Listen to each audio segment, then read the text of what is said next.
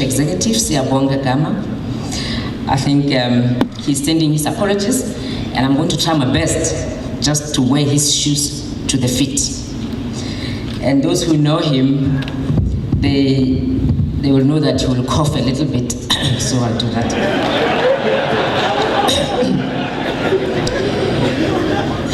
Chairman of the International Heavy Haul Association, Mr. Brian Munakadi, Mr. Raviner, Chairman of the Infrastructure Working Group, Deans and Heads of Engineering Faculties, Heads of Professional Bodies, Captains of Industry, ladies and gentlemen. 70 years ago, on the 1st of September 1939, Nazi Germany launched an audacious attack on Poland. German tanks and planes obliterated many Polish cities in its blitzkrieg of the war. An enduring image of that war, however, was the Polish cavalry. Essentially men on horses, charging hopelessly at German tanks and being ruthlessly mowed down by an array of the latest weaponry straight out of German factories.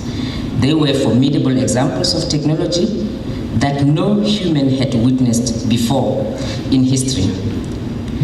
Throughout history, from innumerable Roman conquests to the wholesale slaughter of the indigenous populations of South America to the European subjugation of China and India, once great civilizations have been blunted by technologically superior forces. As you would have gathered, the key here is technology. It was technology as a byproduct of innovative thinking that drove these dramatic changes, the fruits of which we still live with today. As a matter of fact, it would be safe to say that you can draw a line from the dawn of those innovations to the latest Apple phone. Actually, you can draw a line on your latest iPad. We have, of course, come a full circle. Today, the economies of many African and Asian countries are roaring ahead. China's Belt and Road Initiative promises to conduct and construct a unified global market through technology, culture, and capital. It is one of the largest infrastructure and investment projects in history, covering more than 68 countries, including 65% of the world's population and 40% of the global GDP. It is indeed the Silk Road of the 21st century. But beneath all that infrastructure is a digital Silk Road, which underpins the overall BRI strategy. It is equally ambitious in scope, impacting on everything from smart cities and telecommunications to the Internet of Things and e-commerce. The technology rollout includes digital supply chains and logistics, where technologies such as artificial intelligence, big data, and analytics will be deployed to smooth the movement of physical goods on land and sea. As the physical connections are made through ports and land connections, the digital connections will follow. So, colleagues, the dawn of the fourth industrial revolution extends on that power in a dramatic fashion. The fourth industrial revolution is, of course, the defining moment of our times. And I think we heard it from the previous speakers, all of them. It promises a fusion of technologies poised to disrupt almost all industries and transform systems of production, management, and governance. It calls on collaboration, convergence of technology that Brian spoke about, and integration of technologies, platforms, and all those earlier ones that we mentioned. Rapid advances in robotics, artificial intelligence, 3D printing, and computing are fundamentally changing the way we both work and live. Disruptive innovation has become a new buzzword, and with good reason. It is innovation that creates new markets, displacing established market-leading firms, products, and alliances. As a continent and as a nation, we have to adapt. And I think we've risen to that reality. Because if we don't adapt, we will be disrupted instead of disrupting ourselves. In its Readiness of the Future Production Report of 2018, published by the World Economic Forum, a case is made for what is known as latecomer. These are countries that have come late to technology adaptation but have the ability to leapfrog more established economies behind because they are not locked into existing technologies. A classic example is mobile phone growth on the African continent, which we all have witnessed, where internet usage, for example, is largely on mobile phones and not on fixed line devices. Lately, however, we have slipped in rankings as a country. As the World Economic Forum Industry 4.0 report points out, our country ranks 49th out of 100 countries and joins Argentina and Brazil as the G20 countries that display the lowest level of readiness of the Industrial Revolution. Not a good story. The good news is that South Africa has the strongest production structure within Africa. The report also pointed out that our country has a strong innovation culture and that entrepreneurial activity is supported by a sophisticated financial sector.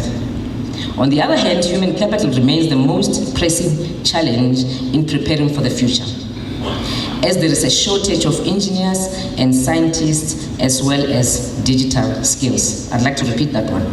On the other hand, human capital remains the most pressing challenge in preparing for the future, as there is a shortage of engineers and scientists as well as digital skills, which is one of the critical tenets of us being successful if we're going to transform our economy and take advantage of the emerging technologies that we see in the market. It will be critical, therefore, for South Africa to improve its institutional framework to effectively respond to change, offer a stable policy environment, and direct innovation. We must note that the changes that are currently crystallizing will become the norm in the future. Institutions are not eternal, and growth is not guaranteed. Together, we must harness a shared vision for the future so that change can be comparable to progress. This shared future must continuously be debated and defended amidst constant debate and new ways of thinking, like we're going to have in the next 2 days and 3 days here. While change is exponential and disruptive on industry and society, it also provides Transnet with opportunities to grow and diversify our business. Don't worry, it's not many pages. Just largely spaced. Crucially, we all need to invent, develop, and bring to the market new service offerings and products. We have to be cutting edge, state-of-the-art, digitally supported, and most importantly, seamless, reliable, and visible. At Transnet, we are rapidly adapting to the global technologies changes we are confronted with. Transnet is South Africa's state-owned freight transport and logistics infrastructure company and is the custodian of the country's rail, ports, and pipeline networks. Transnet has 8 commercial ports across the 3,300 kilometers of South Africa's coastline, some 30,000 kilometers of rail network, and about 3,800 kilometers of pipeline carrying gas and liquid fuels. Transnet has 5 operating divisions, a specialized infrastructure unit, and 6 schools of excellence that are positioned to contribute significantly to grow Africa's economy. On average, Transnet daily moves 1,200 trains across multiple origin-destination pairs, delivers 13,000 containers and 620,000 tons of goods critical to Africa's economy. For Transnet to effectively play its role and achieve its strategic objectives, the organization must embrace, and it does embrace, technology and aim to disrupt itself instead of being disrupted. Transnet has therefore adopted Transnet 4.0 strategy, which is focused on repositioning Transnet as a globally integrated logistics service provider. The strategy aims to grow Transnet to a 100 billion business by 2020 and a top international logistics solutions provider through focusing on 3 major growth areas. Geographic expansion, which I will not deliberate on, but obviously will be across the continent, product and service innovation and diversification, and the third one, through manufacturing. We will expand the scope of manufacturing capabilities as well as seeking new markets for existing manufactured projects. This will provide a stimulus to the re-industrialization of the domestic and regional economy. All of these growth paths will be underpinned by a strong focus on maximizing the use of technology to drive efficiency, effectiveness, and innovation, without which I think it will not be possible. The rapid incorporation of leading technologies into new existing products and business processes will be a key characteristic of Transnet as we move forward. We have repeatedly stated that in order for countries to grow, not just South Africa, but our neighboring states as well, industrialization is key. As the local chapter of the International Heavy Haul Association, dedicated as we are to the pursuit of excellence in heavy haul railway operations, engineering, maintenance, and technology, we have a significant role to play in ensuring that we drive our economy forward. Unlocking industrial activity, intra-Africa trade, and growing Africa's share of global trade is crucial for Africa's development. With this in mind, we desperately desire to increase collaboration on improving technical aspects of our railways. Politicians and senior leadership of the rail networks across our continent, through organizations such as SARA, NEPAT, and AU, have taken significant strides in bringing about a conducive environment that promotes intra-regional trade. This is done through revising some of the cross-country policies, seeking creative funding methods for infrastructure, identifying and initiating infrastructure projects that can seek to eliminate missing rail links. It is now the perfect time for all of us present here today to start reviving the railway industry on the continent. We can do this by making sure that the solutions and programs related to maintenance and rehabilitation of the existing networks and rolling stock are cost-effective. Secondly, aligning to the best practices and technologies of the fourth industrial revolution, which I think this conference is focusing on, bringing about seamless cross-country and keeping abreast of the technological developments, improving the development of technical skills. These aim to be achieved if we do have a deliberate, defined means of collaboration amongst all players in industry: rail operators, suppliers, and manufacturers, research institutions, safety regulators, and institutions of higher learning. It is therefore vital that we work together to build relations on the continent in order to create African partnerships to deliver projects rather than these being delivered by foreign companies. As Transnet, we see our future as a 4PL company, where we extend our services to incorporate other value-added services in the entire logistics supply chain and throughout Africa. In order to achieve our ambitions, it is vital that we become digital obsessed. We are digital obsessed, actually.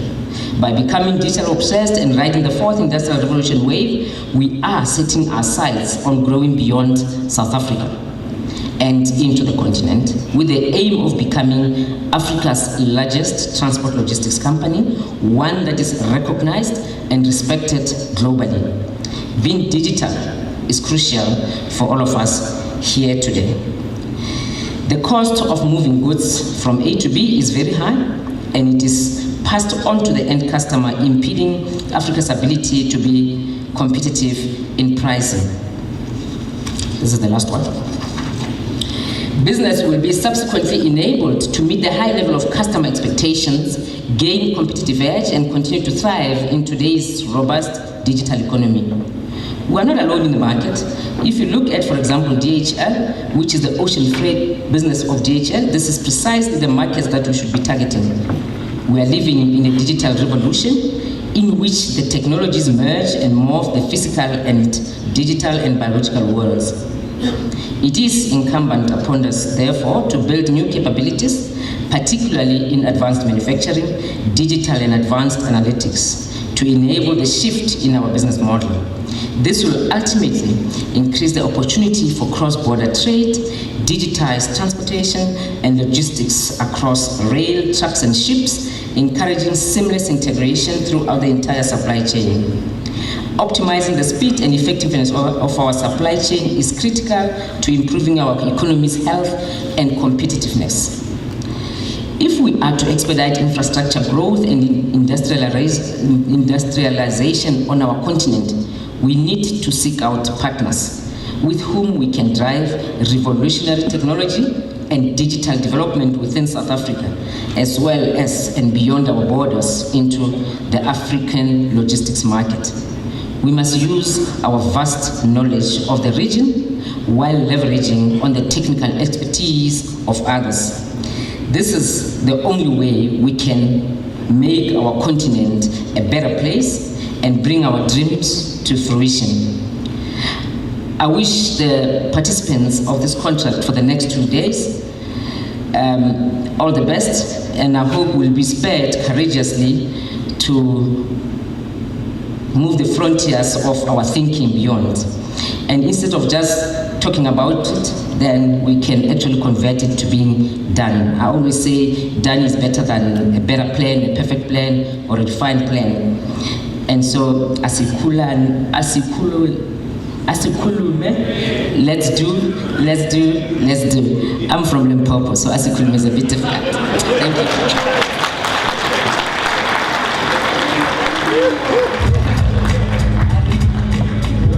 Oh gosh, Ms. Makano, I was actually going to ask for you to not leave the stage. Just